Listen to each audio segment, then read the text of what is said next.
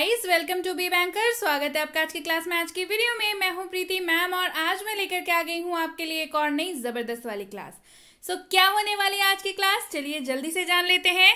तो आज पढ़ने वाले हैं हम लोग देन और देन के प्रयोग तथा अंतर। जी हाँ, कई बार अंग्रेजी बोलते वक्त देन और देन में जो है इस्तेमाल करने में बच्चों को बहुत दिक्कत आती है कि देन कहाँ पे इस्तेमाल करें और देन कहाँ पे इस्तेमाल करें। तो आज ये कंफ्यूजन हो जाएगी दूर। इस क्लास के बाद आपको पता चल जाएगा देन और देन का मतलब, उसका प्रयोग तथा दोनों में अंतर क्या है, ताकि आपको ये समझ में आए कि कौन सी वाक्य में देन यूज करना है और कौन से वाक्य में देन यूज करना है। तो चलिए शुरू करते हैं आज की क्लास।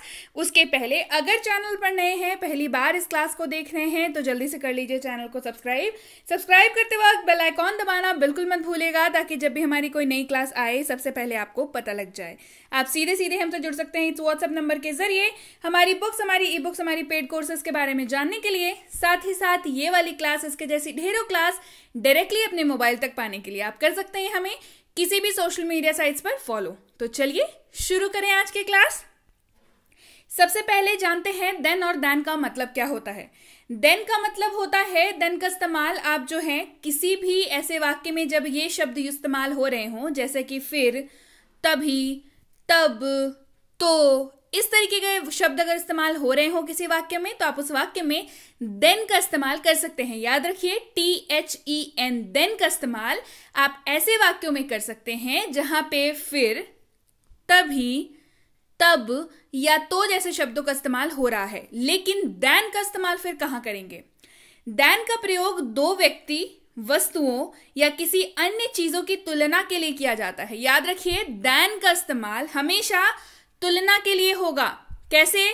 दो व्यक्तियों के बीच तुलना हो रही हो, दो वस्तुओं के बीच तुलना हो रही हो, किसी अन्य चीज के बीच या किसी सिचुएशन के बीच अगर तुलना हो रही हो तो देन का इस्तेमाल कर सकते हैं। और देन का कोई शाब्दिक अर्थ नहीं होता है। जैसे देन का शाब्दिक अर्थ क्या है? फिर, तभी, लेकिन।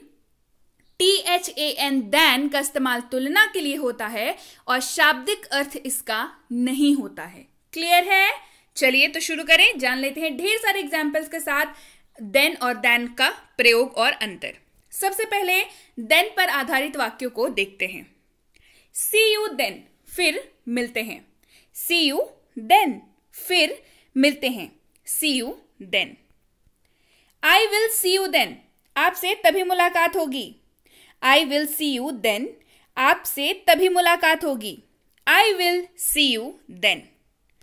He was at home then, वह तभी घर पे था। He was at home then, वह तभी घर पे था। He was at home then. I was not there then. I was not there then, मैं तब वहां नहीं था। I was not there then, मैं तब वहां नहीं था। I was not there then. We were child then, हम तब बच्चे थे। We were child then, हम तब बच्चे थे। We were child then. We will see then, हम तब देखेंगे। We will see then, हम तब देखेंगे। We will see then. She was at class then, वह तब क्लास में थी। She was at class then, वह तब क्लास में थी। She was at class then. I will be back by then, मैं तब तक वापस आ जाऊंगा या मैं तब तक वापस आ जाऊंगी। I will be back by then, मैं तब तक वापस आ जाऊंगा या मैं तब तक वापस आ जाऊंगी। I will be back by then. बढ़ते हैं आगे। So what happened then, तो फिर क्या हुआ? So what happened then, तो फिर क्या हुआ? So what happened then? What did he do then, तब उन्होंने क्या किया? What did he do then, तब उन्होंने क्या किया? What did he do then? बढ़ते हैं आगे। Why were you calling then, तब क्यों बुला रहे थे? Why were you calling then, तब क्यों बुला रहे थे? Why were you calling then. अब देखिए कॉलिंग का इस्तेमाल नॉर्मली आप किसी को बुलाने के लिए भी कर सकते हैं, या अगर आपको फोन आ रहा है, कॉल आ रहा है, तो उसके लिए भी आप इस शब्द का इस्तेमाल कर सकते हैं। जैसे अगर आप फोन के लिए शब्द इस वाक्य का इस्तेमाल करें तो कैसे होगा, why were you calling then, तब तुम कॉल क्यों कर रहे थे, तब तुम फोन क्यों कर रहे थे, why were you calling then. Clear है? चलिए बढ़ते हैं आगे। He was not on duty then, वह तब ड्यूटी पर नहीं था। He was not on duty then, वह तब ड्यूटी पर नहीं था। He was not on duty then.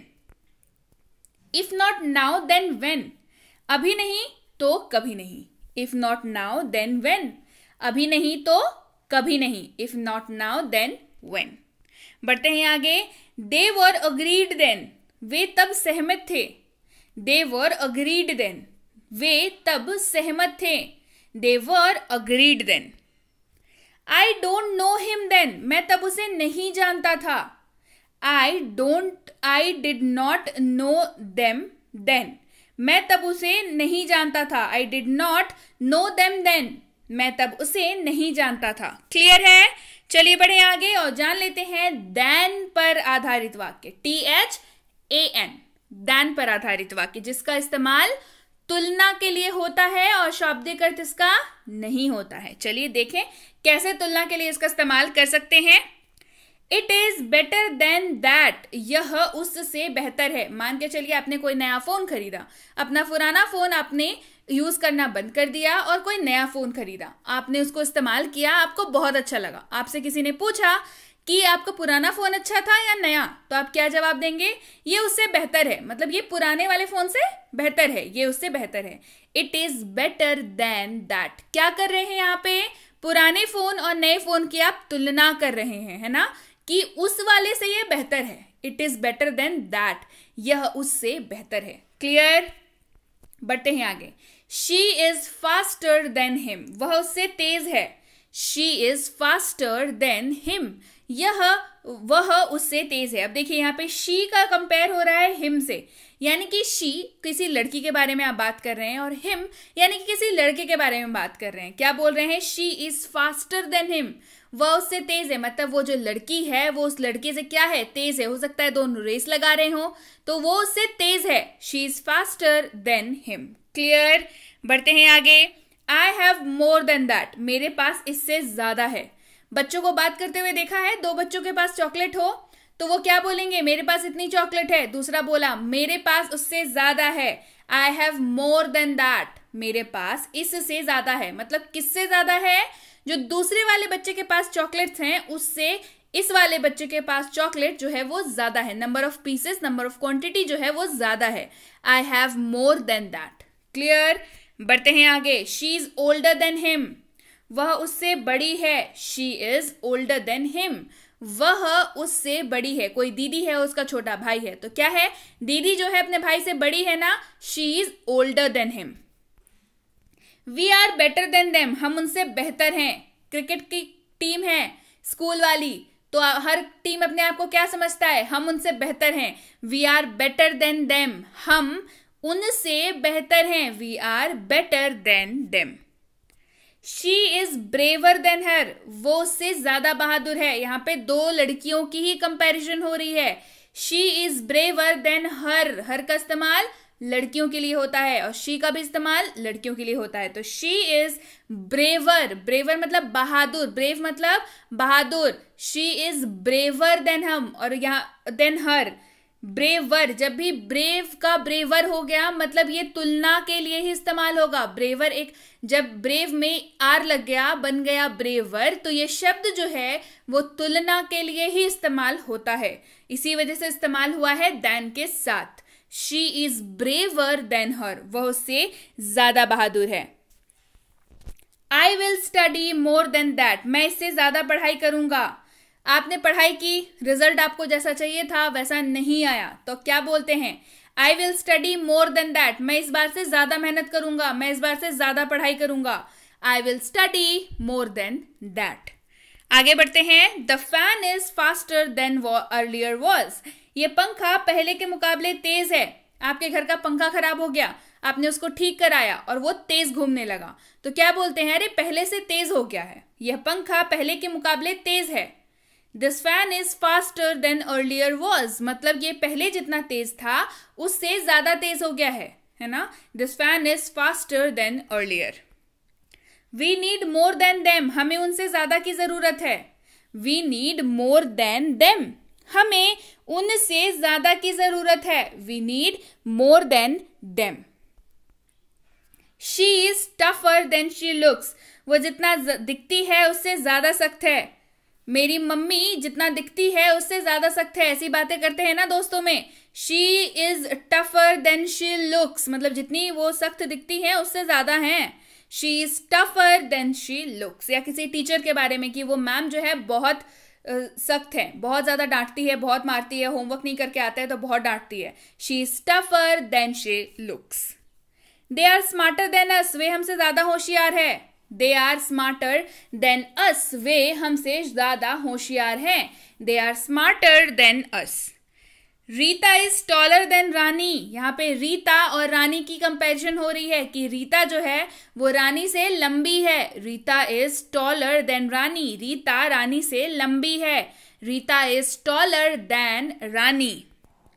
This is more than enough, ये पर्याप्त से अधिक है, मतलब जितना चाहिए उससे कहीं ज्यादा है। That is more than enough, ये पर्याप्त से अधिक है, that is more than enough. Clear है? चलिए बढ़े आगे। He is clever than I am, वो मुझसे ज्यादा चालाक है। He is clever than I am, वह मुझसे ज्यादा चालाक है। He is clever than I am. आगे बढ़ते हैं। It is worse than that, ये उससे भी बदतर है। It is worse than that, ये उस, मतलब आप यहाँ पे दो खराब चीजों की तुलना कर रहे हैं और एक चीज को बता रहे हैं कि ये पहले वाले से भी ज्यादा खराब है। It is worse than that, ये उससे भी बदतर है। It is worse than that. Clear? So yes guys, ये थी आज की क्लास। क्लास कैसी लगी कमेंट करके जरूर बताइएगा। देन वर्सेस देन का जो यूजेज है, डिफरेंस है और इस्तेमाल जो है वो काफी ज्यादा इंपॉर्टेंट होने वाला है। आपकी फ्लुएंट अंग्रेजी बोलने के सफर में इसका जो है बहुत अहम रोल होने वाला है, क्योंकि आपको ये पता होना ही चाहिए कि देन का कहाँ पे इस्तेमाल होता है और दैन का कहाँ पे इस्तेमाल होता है। नहीं पता, ये वाली क्लास के साथ इसके पूरे की पूरी कॉन्सेप्ट आपकी क्लियर हो जानी चाहिए। क्लास पसंद आई है ना तो लाइक कर दीजिए। जिनको भी इसमें कंफ्यूजन होती होगी उन सब तक इसको शेयर कर दीजिए, और अगर अभी तक नहीं किया है चैनल को सब्सक्राइब तो जल्दी से सब्सक्राइब कर लीजिए। कमेंट करके मुझे बताइए क्लास कैसी लगी। और इसके साथ ही आप सबके लिए है गुड न्यूज, आप सबके रिक्वेस्ट पे बहुत जल्दी लॉन्च करने जा रही हूँ 3 किताबें बैक टू बैक। एक होने वाली है सहायक क्रिया यानी कि हेल्पिंग वर्ब्स के ऊपर, एक होने वाली है डीएलएस यानी कि रोजाना प्रयोग होने वाले वाक्यों के ऊपर, एक होने वाली है वर्ड्स यानी कि डीएलडब्ल्यू यानी कि रोजाना प्रयोग होने वाले शब्दों के ऊपर। तीनों किताबें बहुत जरूरी है अगर आप अंग्रेजी बोलने के लिए सीरियस हैं। तो तीनों में से आपकी फेवरेट कौन सी होने वाली है मुझे कमेंट करके जरूर बताएं। इसके साथ ही ये है हमारी फ्री स्पोकन इंग्लिश की कोर्स। जी हाँ, सही सुना, फ्री स्पोकन इंग्लिश की कोर्स है जिसका नाम है 6.5 घंटे में अंग्रेजी बोले, यानी कि स्पीक इंग्लिश इन 6.5 आवर्स। ये आपको कैसे मिल सकती है? इस नंबर पर या तो आप व्हाट्सएप मैसेज करके भेज सकते हैं कि मुझे 6.5 घंटे वाली कोर्स चाहिए, या तो आप इसकी इसी स्क्रीन की फोटो क्लिक करके भी भेज सकते हैं। इसी के ऊपर बेस्ड ई बुक की फ्री सैंपल भी आपको मिल सकती है। कैसे? जल्दी से इस नंबर पर व्हाट्सएप करके भेजिए कि मुझे ई बुक चाहिए इसकी और 6.5 घंटे वाली कोर्स चाहिए। इस कोर्स में आपको मिल जाती है 60+ वीडियो लेक्चर्स, साथ में मिलते हैं आपको होमवर्क और ई बुक की फ्री सैंपल भी। तो जल्दी से इस नंबर पर इंक्वायरी कर लीजिए कि आपको ये कैसे मिल सकती है। बता तो दिया, 6.5 घंटे लिख के भेजना है या तो इसी स्क्रीन की फोटो क्लिक करके भेजनी है। क्लियर? इसके साथ ही अगर आप हमसे जुड़ना चाहते हैं हमारे premium WhatsApp spoken English course में, तो इसकी इंक्वायरी आप इस नंबर पर कर सकते हैं। इंक्वायरी किस बात की करनी है कि कितने दिनों का कोर्स है, क्या आपको मिलेगा, नोट्स कैसे मिलेंगे, क्लासेस कैसे आएंगी, अगर आपको डाउट हुआ तो आप कैसे क्लियर कर सकते हैं। सबसे ज़रूरी चीज़ जो आपको पता कर लेनी है वो ये कि इसकी अगली बैच कब शुरू हो रही है। या तो इस नंबर पर व्हाट्सएप मैसेज करके पूछ लेंगे कोर्स का नाम लिख करके, या तो इसी स्क्रीन की फोटो क्लिक करके भेजेंगे। ये है बेसिक इंग्लिश ग्रामर कोर्स, यानी कि ग्रामर की बेसिक वाली कोर्स जिसमें 0 से ग्रामर सिखाया जाता है।